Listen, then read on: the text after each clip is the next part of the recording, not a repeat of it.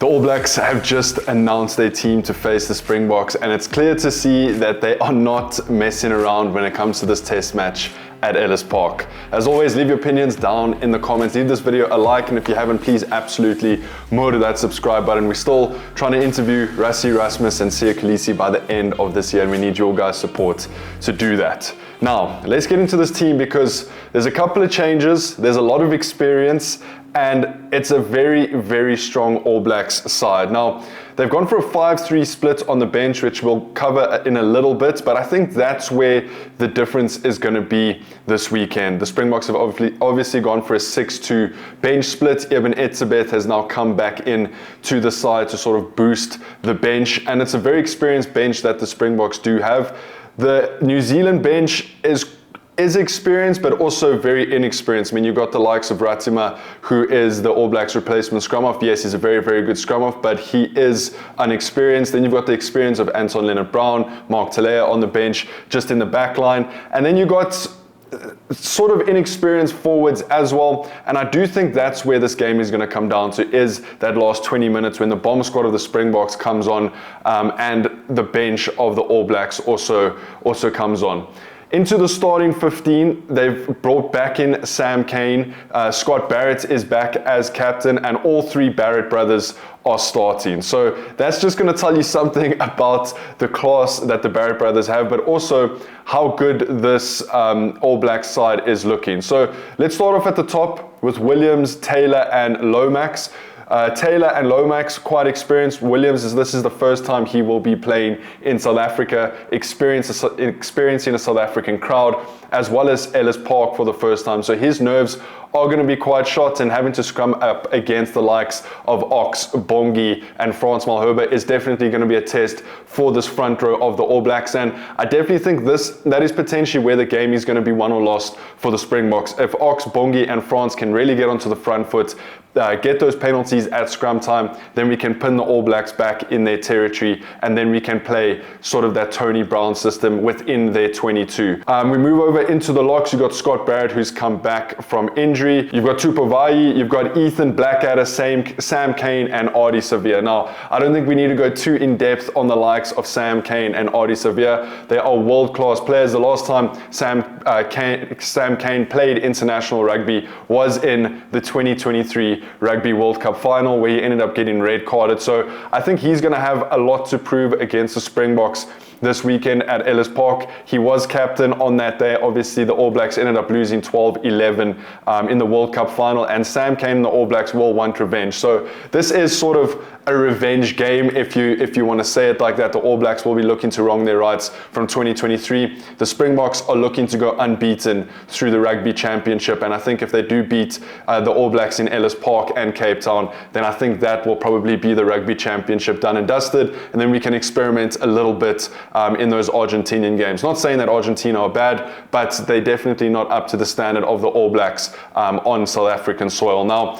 the All Blacks will be raring to go. We know that they lost that first game against Argentina, and then we saw them bounce back, and we know how dangerous the All Blacks can be when they're underestimated, when they're the underdogs, and when they're coming off a loss like that at home against Argentina.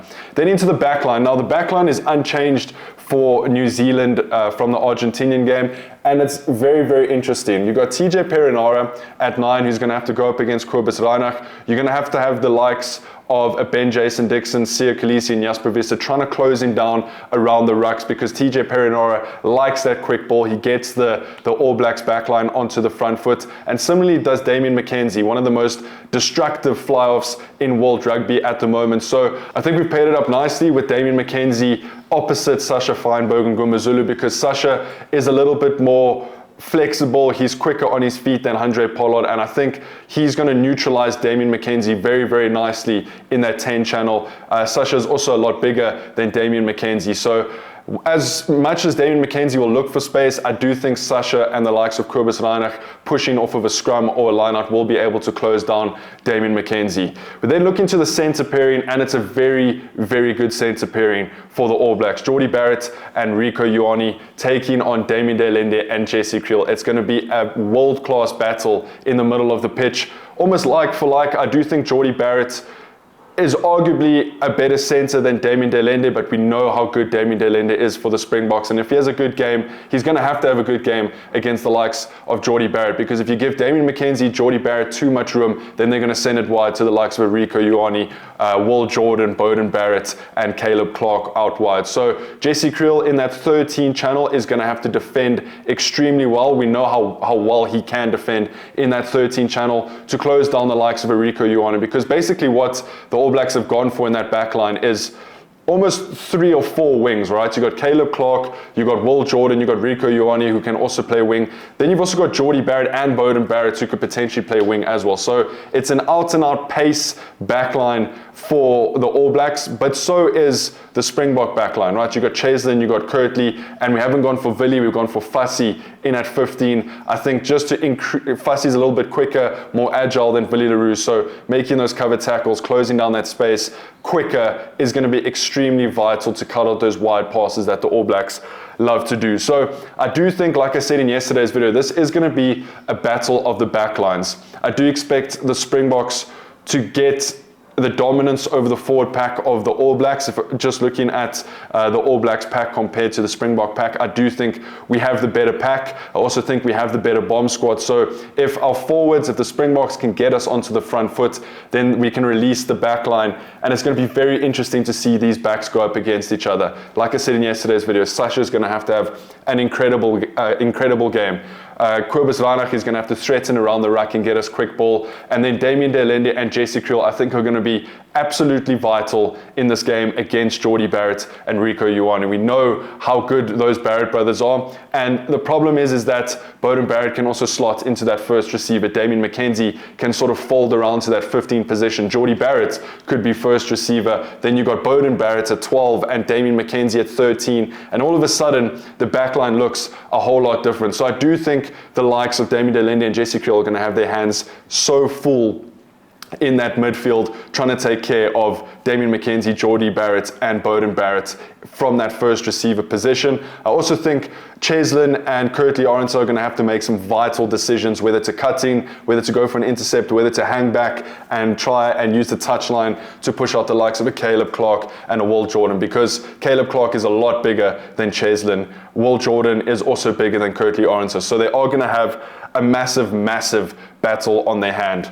And then finally, the bomb squad. Now, I do think this is where the Springboks are going to win the game, right? Especially now that we've got the impact of Eben Etzebeth coming in for Marco van Staden, which gives us an extra lock in that position. When Rassie announced the team, there wasn't a lock on the bench, which probably meant that Ben Jason Dixon would have to slot into lock. Pieter-Steph du Toit could play that 7 role. Ulrich Loh might have had to slot into that lock position. But I think now what we're going to see is probably Eben Etzebeth come on for Pieter-Steph du Toit. Pieter-Steph's going to move to 7. Ben Jason Dixon will come off. I wouldn't be surprised to see Ruan Nokia play a full 80 minutes. Ulrich Loh will come on for Jasper Visser. Kwagga Smith will probably come on for Sia. And then we're going to have to battle up front. I think we've got the better impact players coming off the bench. I think our forward pack is stronger than the All Blacks. This is really going to come down to backline versus backline. There's nothing between these backline players. And with the All Blacks going for a 5-3 split, they are going to be just that much fresher in the last 20 to 30 minutes of the game. So it's lining up to be one of the best clashes we've seen in a very long time. I can't wait to see what happens on Saturday. I will be at Ellis Park, so if you go and let me know, I'd love to interview some of you guys. If you haven't, please hit that subscribe button, leave this video a like, and drop your opinions on the game this Saturday.